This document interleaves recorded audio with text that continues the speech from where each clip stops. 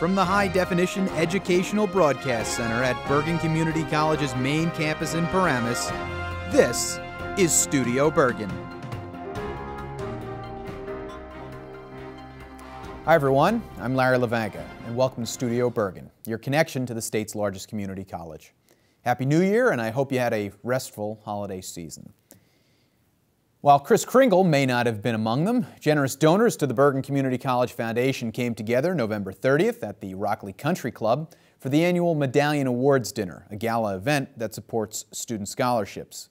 Bergen President Dr. Kay Walter discussed the importance of the event during her remarks, especially considering the burdens borne by many Bergen students. Unlike in years past, they are all paying a much larger part of their college tuition and costs to get their degrees.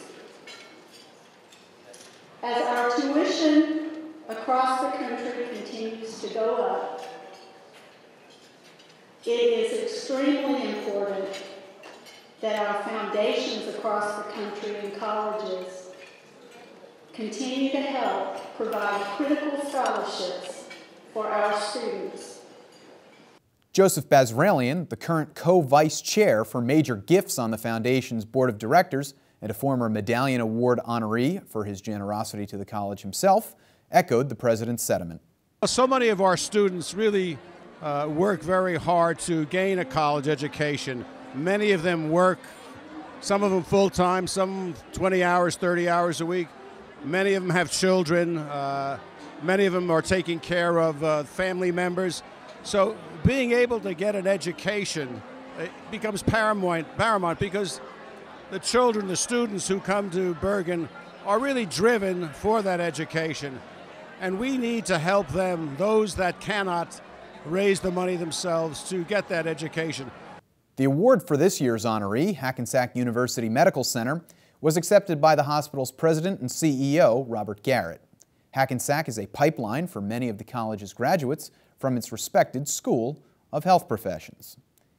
In a related story this month, the foundation handed out $37,000 in scholarships to 28 Bergen students at a December 7th ceremony at Bergen Community College at the Meadowlands in Lyndhurst.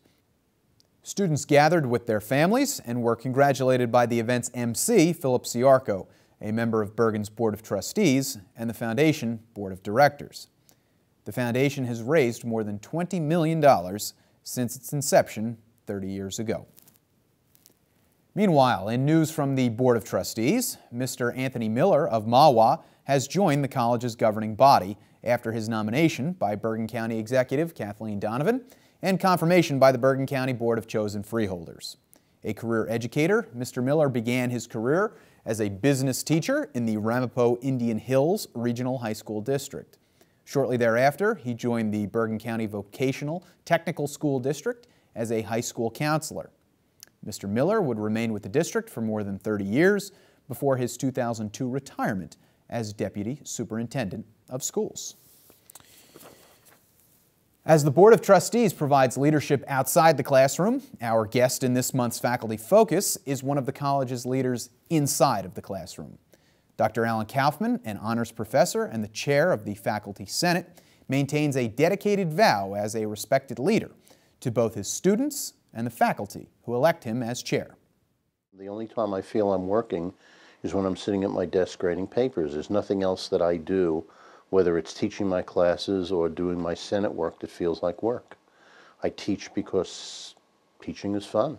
Dr. Kaufman, who joined the college in 1989, said the 63-member Faculty Senate is constantly in motion, working to ensure the college's continued academic excellence. The work of the Senate is what enables students to get a good education, because we create the curriculum.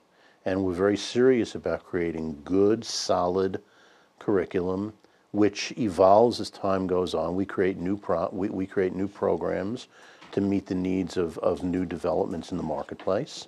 And so it's really the Senate where the academic work is approved and facilitated so that students can get the education that they get. Inside the classroom, Dr. Kaufman teaches subjects such as literature, writing, and even Hebrew studies, all designed to encourage thought. That they can read better, that they can encounter any kind of text that they're going to encounter, whether it's in a different class or in their job, and that they're going to be able to think and write better. I'm looking for educated human beings. I don't prepare people for jobs in the sense that I don't prepare them to have particular skills, but I prepare them for jobs in the old-fashioned sense that if you can think well and you're well educated, you can do a job. Topics such as literature may not garner the attention that more career-driven fields receive, but Kaufman says that doesn't diminish their importance. The reason why we bother with this stuff, there'd be no point in bothering with it if it wasn't eternally relevant. If what you're reading from the 18th or the 19th century doesn't matter today, then there's no purpose in bothering with it. It is continually relevant. Kaufman enjoys to dialogue with his students. Literature remains a great unifier. Topics and themes resonate throughout history. Students are always amazed in a World Lit 1 course, for instance, when they discover that in reading the Epic of Gilgamesh, which is the oldest complete work of literature in the world, that Gilgamesh is worrying about the same things they're worrying about. I mean, things don't change that much. We have computers. We can look at each other across a TV screen, but the things that people think about aren't any different than they were. I mean, you were in my honors class, we were talking about Moby Dick. There's nothing going on in Moby Dick that's not going on in America now, except it's on land.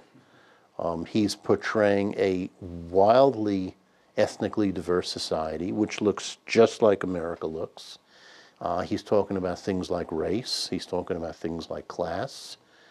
He's talking about things like dictators, which you see all over the world.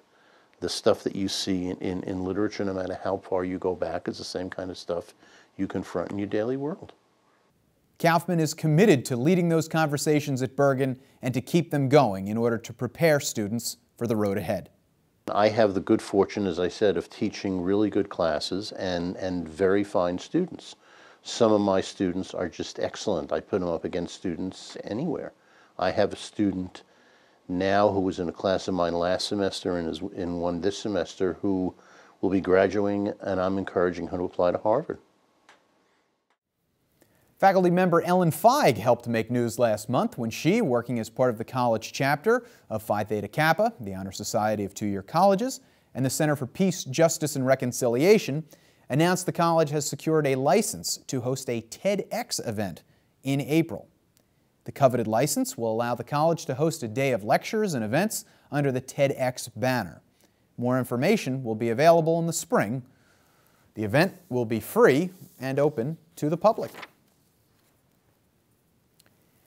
Our next story strikes a decidedly more somber tone than it may have before we started working on it for this program, in light of the previously unimaginable and horrific events that took place at the Sandy Hook Elementary School in Newtown, Connecticut last month.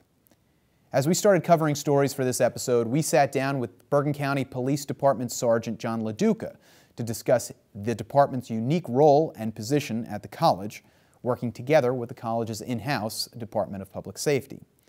We've decided to air that discussion as we intended, as we hope it can provide a level of comfort about our own school and the college's commitment to campus safety. It's extremely safe campus, and we try to be proactive with that.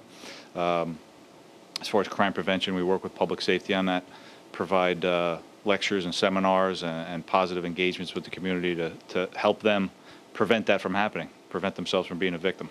You know, even burglaries to motor vehicles out in a car, just reminding people to lock their cars up. A lot of times it's just a crime of opportunity. So yeah, it's a very, very safe place to be, very safe place to send your kids. The county police maintain a substation at Bergen's main campus in Paramus, as they have since 2007. Initially, when we first arrived on campus, it was really just in case something bad happened. But over time, we've been here now, this is our 6th school year.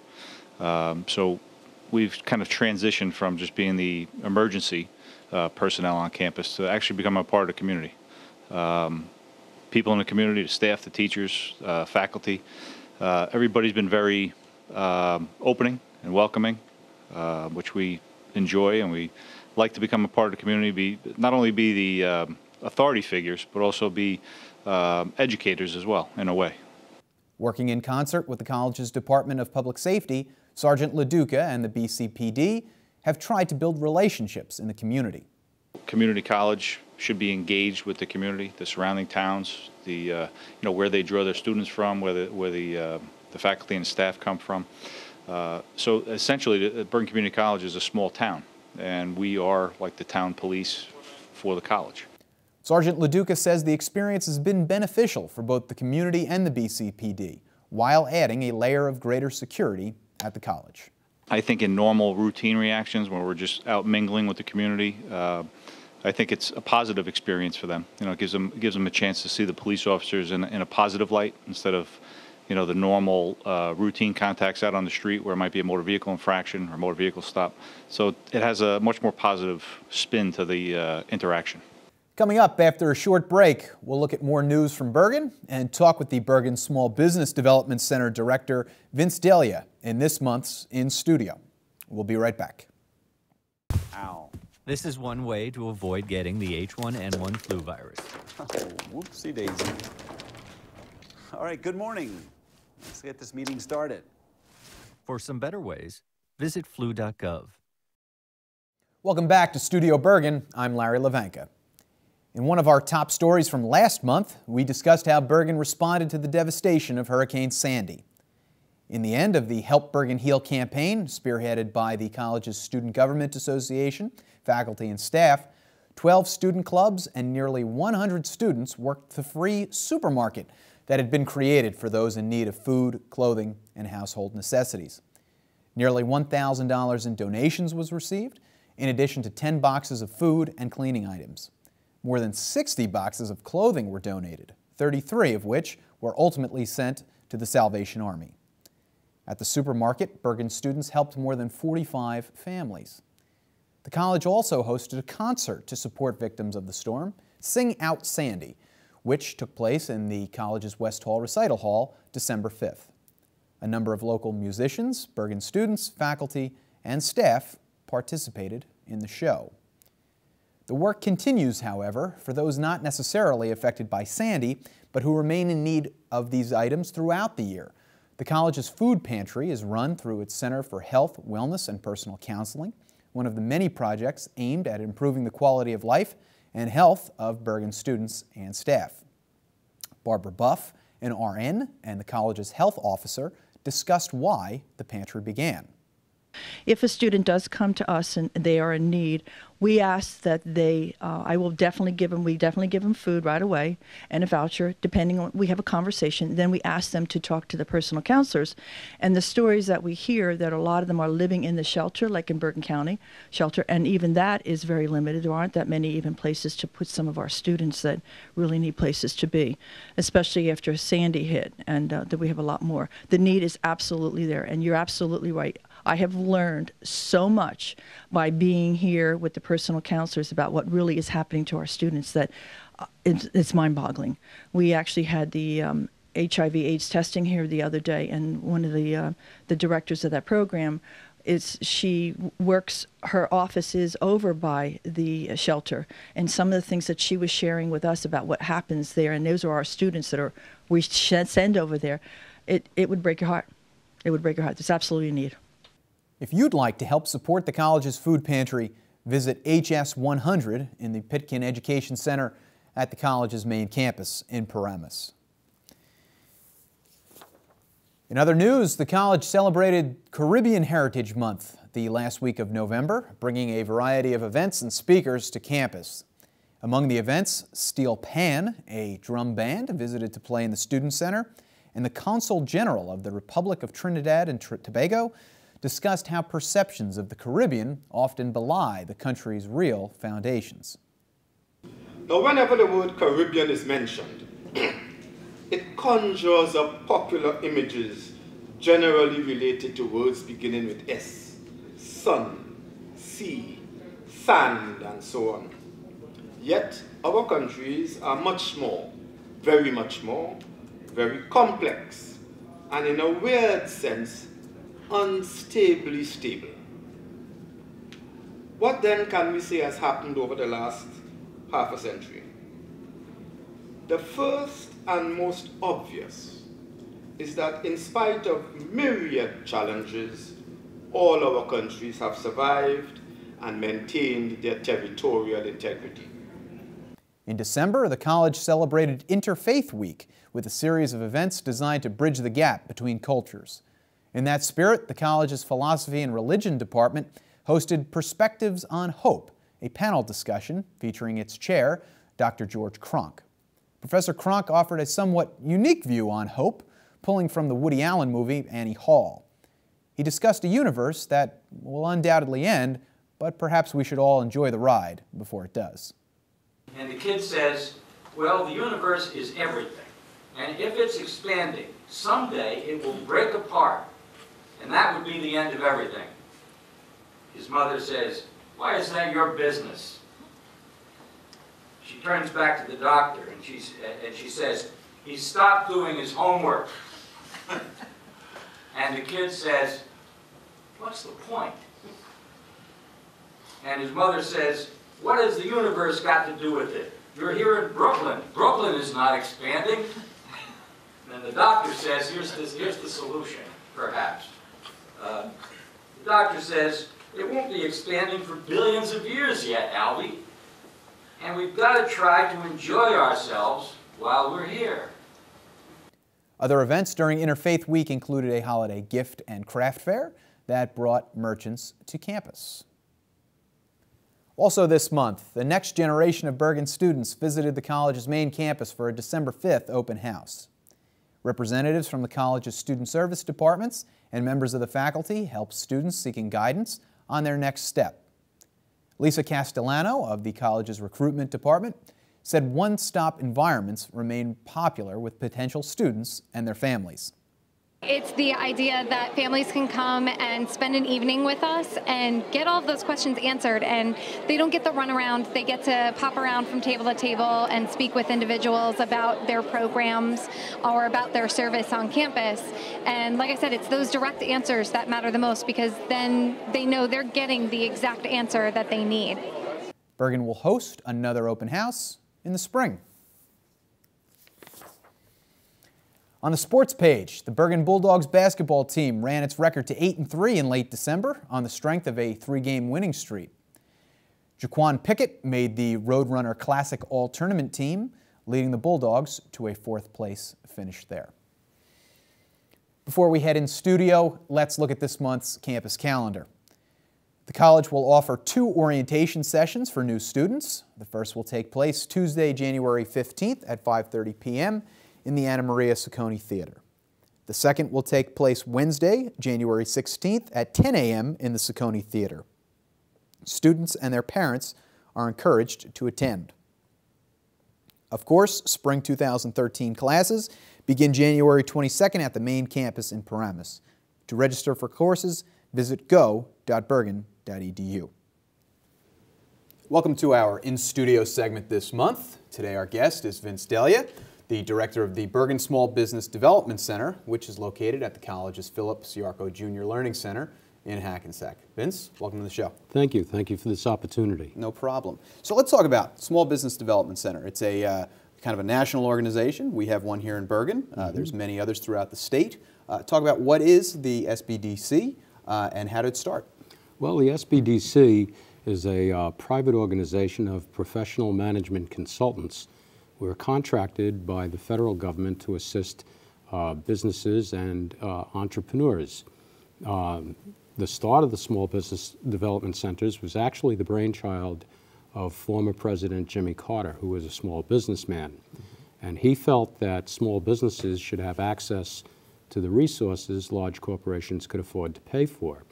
So in 1977, Congress passed the Small Business Development Act, and the pilot for this program was right here in New Jersey at Rutgers University. Right. And today I'm happy to say that we have over 1,000 small business development centers throughout the nation, and we have 11 centers here in New Jersey with our headquarters at Rutgers University. When did the Bergen branch take off? I believe the Bergen branch was awarded the contract in 1993, and I came on board in 1994. So obviously you've been there almost since the inception here in Bergen, over more than 20 years now. Talk about what what does the SBDC do for small businesses and people who are entrepreneurial? How do you help them kind of get on their feet? Well, the core service for the Small Business Development Center is that we offer one-on-one confidential consultations at no cost to the client, and it's on an ongoing basis. What do people come in with? Ideas, or do they come in with kind of a plan that they already have hatched and kind of done some work on, or is it pretty much that they're starting from scratch? Well, we get everything, actually. All of the above would be the answer to that question. We have people that have ideas, and we look to develop a feasibility analysis for their ideas. We have existing business. Actually, over 40% of our annual client base are existing businesses that need some assistance in navigating some sort of problem that they may encounter. Over your time at the SBDC, have you seen kind of the profile of what the entrepreneur coming in looks like? Who is the entrepreneur in Bergen County? Well, that's difficult to say. No two businesses are alike. What we've done is segmented entrepreneurship, or small businesses, or actually entrepreneurship, into two categories. We have entrepreneurs of opportunity that see a void in the marketplace and strive to fill that void. And then we have entrepreneurs of necessity who look to create a revenue stream, probably because of the lack of employment. What kind of problems do entrepreneurs encounter kind of at that ground level? Well, the entrepreneurs, you know, that have that idea, unfortunately, their heads are filled with a lot of myths that are out there. We look to dispel those myths and to create a process or a plan, usually under a feasibility analysis, to see if, in fact, their idea has merit and if it'll be profitable. How about financing? I'd imagine it's gotten tougher for small businesses over the last few years. That's quite an understatement. It sure has. Since the economic meltdown in 2009, we've seen more entrepreneurs of necessity coming into the center, and financing has become a very difficult challenge. If I come in to the SBDC today and I say, I've got this great idea for a business, I want to start a business, what do you do? How do you take them through that process? Well, we want to look at what their concept is. We want to see how much research they've done on that concept. Actually, because of the increase in the number of nascent entrepreneurs of necessity, we've created a workshop that we run the first Thursday of every month called Doing Due Diligence, which really looks at the process and formulas that they need to use to assess whether their business will be successful or not. So I would probably say to you, sit in this workshop and then come into us and discuss it after you do your research and look more closely to your business. You've talked about the entrepreneur of necessity. You've mentioned that a few times. Kind of expand upon that a little bit more. Talk about that. Well, the entrepreneur of necessity really is having a difficult time finding employment, or let's say they're dissatisfied with their current employment, and they're looking to go out and create a revenue stream, create a business that would be profitable for them, and hopefully, they'll build this business up and they'll be able to have an exit strategy where they could create a nice little retirement nest egg for themselves. Do you think there's a move to entrepreneurship for younger people? Maybe they've seen their parents, they've seen them in the corporate world, they've seen maybe the not so nice side of the corporate world, and they say, you know what, I'm not going to do that. I'm going to do something for myself. Well, absolutely, that's correct. What I've seen over the years here with the SBDC is that more institutions of higher education embracing entrepreneurship and developing programs and certificates in entrepreneurship. I mean, here at Bergen, I was one of the authors of the entrepreneurial certificate which is 7 workshops, roughly 33 hours, that we've run through the School of Continuing Education here at Bergen Community College. And we instituted this program back in 1995, and we were one of the few places in the nation that had such a program. And even today I get calls from other SBDCs asking for the outlines for these workshops. Do you think that's why, kind of in the infancy of the SBDC, it was associated with higher education to kind of create that link? Well, I think that, you know, taking professional management consultants and associating them or having them being hosted by institutions of higher education was really a well thought out idea, because the institutions have the intellectual capital and the resources that management professionals need to craft solutions to business problems. So do you think there's even more that could be done for entrepreneurs kind of in higher ed rather than just a blanket kind of business administration degree or something like that? Do you think there could be more done at the academic level? Well, I think at the academic level, the first thing to do is to put down the basics so that a person who's looking to pursue entrepreneurship would be able to understand what goes into the financing of a business, how to interpret some of the business financials and formulas, and to look at perhaps the marketing side of the business. The marketing for a large corporation is quite different than the marketing for a small community-based business. Right, who may have just a one-person shop where they kind of have to do a bunch of the tasks. Well, most of these startup businesses, that's exactly right. They wear many hats and they're looking for a 30-hour day. Talk about kind of the future of entrepreneurship, and not only for entrepreneurs but for the SBDC. What can people look forward to going forward? Well, I think that entrepreneurship will gain more ground in the communities in terms of people looking more towards entrepreneurship to become financially independent. What are some of the challenges to that in the future that you foresee? Well, I think the challenge is really on the side of the entrepreneur is getting the right information from professionals to guide them through the many pitfalls they'll encounter in their, in formulating their business. And obviously the SBDC is certainly here to help that. Absolutely. Just for anybody watching at home who might have a great business idea and might want your help, just give them where you're located, your phone number, all that kind of contact Well, we're information. located at the Charco Learning Center of Bergen Community College at 355 Main Street in Hackensack. To become a client, all you need to do is be of voting age and to fill out our request for counseling form, which if you go on the Bergen website, which is bergen.edu, you'll look under the listing of departments on the right side. You'll see the Small Business Development Center there. Click that and you'll come to our homepage. On that homepage, you'll see a box that says click here to request appointment. If you click the box, fill out the form, we'll get it electronically and call you and set up an initial consultation at our office in Hackensack. Or you can call us at 201-489-8670, and we'd be happy to talk to you over the phone and guide you through the process of filling out that form. Thank you, Vince. All businesses start small, right? Nobody starts off as Apple or Microsoft, right? That's correct. So you're the ground floor, so thanks for being here. And thank you, Larry.